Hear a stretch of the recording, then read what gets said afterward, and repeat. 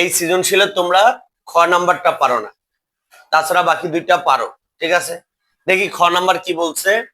খ নাম্বার বলেছে সূত্রের সাহায্যে এ ও বি এর গুণফল নির্ণয় করো। তারপরে এখানে কি আছে এটা পরে, আগে আমরা বের করি সূত্রের সাহায্যে এ ও বি এর গুণফল।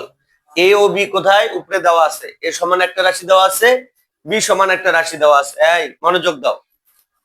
তাহলে আমরা এখানে লিখে নেই, তাহলে একটু লিখি যে দেওয়া আছে, কি আছে? দেওয়া আছে, কি দেওয়া আছে? দেওয়া আছে এ সমান 2x - 3 আর বি সমান 2x + 5। এখন আমরা যদি এখানে লিখি যে এ বি নির্ণয় করতে বলছে, কি নির্ণয় করতে বলছে? এ বি মানে কি?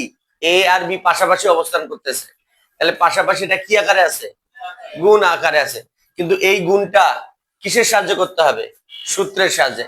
একটা গুণফল হলো সূত্র ছাড়া, আর একটা হলো সূত্রের সাহায্যে। তা এখন আমরা এই যে দুইটা পাশাপাশি আছে, এই দুইটা সমান কি সেটা আমরা পাশাপাশি লিখি। তাহলে এ সমান কি? এ সমান হলো 2x - 3, তাহলে আমরা লিখি 2x - 3 ইন্টু বি সমান কি?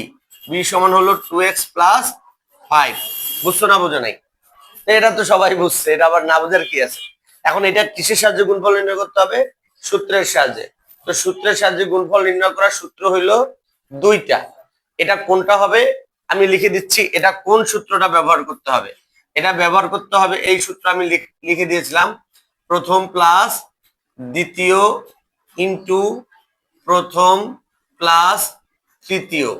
প্রথম প্লাস তৃতীয় কোন সূত্র ব্যবহার হবে? প্রথম প্লাস দ্বিতীয় ইন্টু প্রথম প্লাস তৃতীয়। তো এটার মেইন বিষয়টা তো আমাদের জানতে হবে।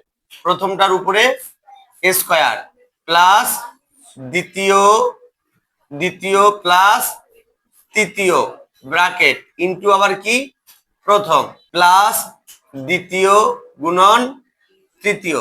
এই তো সূত্র নাকি? কারণ এই সূত্রটা কি করতে হবে? এখানে প্রয়োগ করতে হবে। এখন একটু বুঝার আছে যে স্যার এখানে তো প্রথম মাইনাস দ্বিতীয়, প্রথম প্লাস তৃতীয়, কিন্তু এখানে তো দুই জায়গায় প্লাস দেওয়া আছে, ঠিক কিনা? এই যে বিষয়টা আমি এর আগে আরো ভালো মতো বুঝাই দিয়েছিলাম যে এই সূত্রটাই যে এইটা হবে তার প্রমাণটা কি? তার প্রমাণ হইতেছে দেখো, প্রথম প্রথম প্লাস দ্বিতীয় ইন্টু প্রথম প্লাস তৃতীয়, মানে এখানেও যা এখানেও তা, মানে দুটি ব্র্যাকেটের প্রথমটা একই রকম হতে হবে। আছে না নাই? এখানেও 2x এখানেও 2x, তাহলে এটাকে আমরা কি বলতে পারি? প্রথম। এটাকে আমরা কি বলতে পারি? প্রথম। এখন আসো, এখানে কি আছে? দ্বিতীয়। এখানে 3 আর এখানে 5, তাহলে এটাও আলাদা এটাও আলাদা, এই কারণে আমরা এটাকে বলি দ্বিতীয় আর আমরা এটাকে বলি তৃতীয়। কি এতটুকু তো বোঝা গেছে নাকি? এখন দেখো সূত্রটা স্পষ্ট, এখন হইলো সূত্রটা স্পষ্ট। এখন প্রশ্ন হইতেছে যে স্যার কেমনে স্পষ্ট হইলো? এই জায়গায়ও প্লাস, এখানে প্লাস এখানেও প্লাস, কিন্তু এখানে মাইনাস আছে, ঠিক আছে, এখানে প্লাস আছে, এটা ঠিক আছে। তাহলে কি করবা? এরকম সমস্যা হলে প্লাস দিয়ে নিবা। কি করবা? প্লাস দিয়ে নিবা। কিভাবে দিয়ে নিবা খেয়াল করে দেখো। এটা মুছে দেই না? এটা তো বুঝতেই পেরেছো। আচ্ছা এটা মুছে দেই। তাহলে আমরা এখন এটাকে লিখবো 2x + -3। তো দুইটা চিহ্ন তো একসাথে বসতে পারে না, কারণ এখানে কি করবা? ফার্স্ট ব্র্যাকেট দিয়ে এখানে সেকেন্ড ব্র্যাকেট দিবা, আর এখানে তো আর ব্র্যাকেট দেওয়ার কোনো প্রয়োজন নাই। 2x + 5 লিখলেই হয়ে গেল, ঠিক কি ঠিক না? কারণ এখানে তো +5 আছেই, আর এখানে একটা প্লাস চিহ্ন আনছে, এই জন্য এখানে ফার্স্ট ব্র্যাকেট দিয়ে সেকেন্ড ব্র্যাকেট দিয়ে আবদ্ধ করছি। বুঝছো না বোঝো নাই? তাহলে 2x হলো প্রথম, আর -3 এটা হইলো দ্বিতীয়, আবার 2x হলো প্রথম +5, এই যে 5 এটা হলো তৃতীয়। তাহলে এখন আমরা সহজে এই সূত্রটা লিখতে পারতেছি। তাহলে এখন আমরা লিখবো, দেখো প্রথমটার উপরে কি আছে? স্কয়ার। এখানে প্রথম কোনটা? 2x, তাহলে 2x এর উপরে আমরা কি দিব? স্কয়ার। তারপরে কি আছে? প্লাস, তাহলে আমরা দিব প্লাস। তারপরে কি আছে? দ্বিতীয়, তাহলে দ্বিতীয় কোনটা? এই যে দ্বিতীয়, এখন ধরতে হবে -3, তাহলে আমরা লিখবো এখানে -3, তার সাথে কি আছে? প্লাস। তৃতীয় কোনটা? তৃতীয় হইতাছে 5। বুঝছো না বোঝো নাই? ব্র্যাকেট দিলাম ইনটু, তারপরে লেখা আছে প্রথম। প্রথম কোনটা? আবার 2x, তারপরে প্লাস। প্লাস দিয়ে কি আছে? দ্বিতীয় গুণন তৃতীয়। দ্বিতীয় কোনটা? -3 গুণন তৃতীয় কোনটা 5। বুঝছো না বুঝো নাই? হ্যাঁ, একেবারে সেম টু সেম লিখতে হবে। বুঝছো? এবার আমাদের কি করতে হবে? ভাঙ্গাভাঙ্গি করতে হবে, যোগ বিয়োগ করতে হবে। তাহলে এখন যদি আমরা লিখি এটার উপরে স্কোয়ার মানে কি, এটা কি ব্যাখ্যা দিতে হবে? 4x², এটার ব্যাখ্যা দিতে হবে? না, দিতে হবে না। এবার আসো প্লাস, এটা যদি আমরা যোগ বিয়োগ করি তাহলে কি হবে? এটা হবে যোগ বিয়োগ করলে হবে 2, কি হবে 2, আর এখানে ইনটু কত আছে 2x। বুঝছো না বুঝো নাই? এখন এটাতে একটু ব্র্যাকেট দাও, তাহলে তোমাদেরকে আমার বোঝাতে আরো বেশি সুবিধা হবে। এবার খেয়াল করে দেখো, করো। তাহলে এখানে কি আছে? প্লাস, প্লাস দিলাম। এটা এখন গুণ করতে হবে, প্লাসে মাইনাসে মাইনাস, 3×5 কত 15, ব্র্যাকেট দিলাম। একটু মানে বিস্তারিত লিখলে, একবারে না লিখে ভেঙে ভেঙে লিখলে অঙ্কের প্লাস মাইনাসের ভুলগুলো না হওয়ার সম্ভাবনা বেশি। এবার আসো খেয়াল করে দেখো, এখন এখানে কত থাকবে 4x²।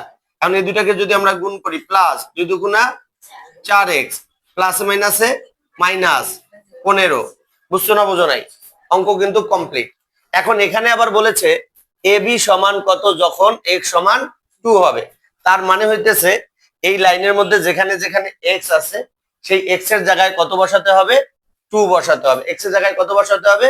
2 বসাতে হবে।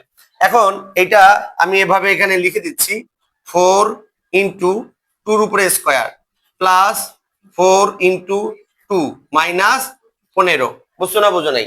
কেন? আমি আবার সাইডে লিখে দিচ্ছি যখন x সমান 2।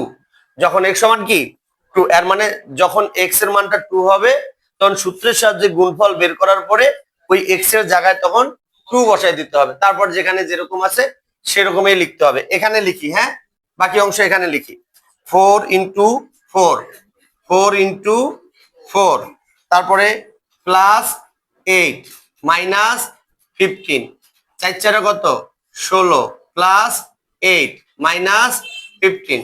তাহলে 16 আর 8 যোগ করলে কত হয়?